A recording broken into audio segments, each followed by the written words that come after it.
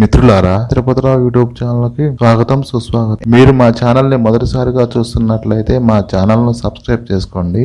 మరిన్ని అప్డేట్స్ కొరకు subscribe button ప్రక్కనే ఉన్న బెల్ ఐకాన్ ను క్లిక్ చేయగలరు. గుడిలో శటగోపం తల మీద ఎందుకు పెడతారు? శటగోపం అంటే అత్యంత గోప్యమైనది అని అర్థము. శటగోపమును వెండి, రాగి, కంచుతో తయారు చేస్తారు.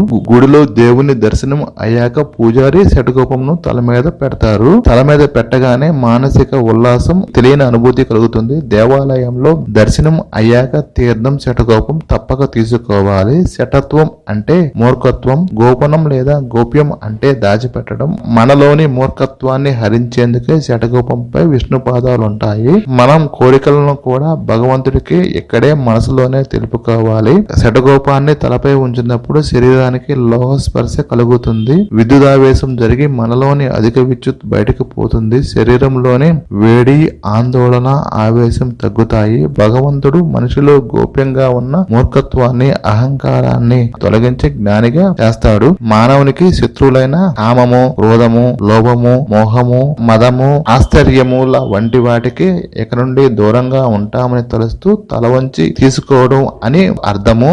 ఈ వీడియో మీకు నచ్చినట్లయితే మా వీడియోను లైక్ చేయండి, షేర్ చేయండి, మా ఛానల్ ను సబ్స్క్రైబ్ చేసుకోండి. ధన్యవాదములు.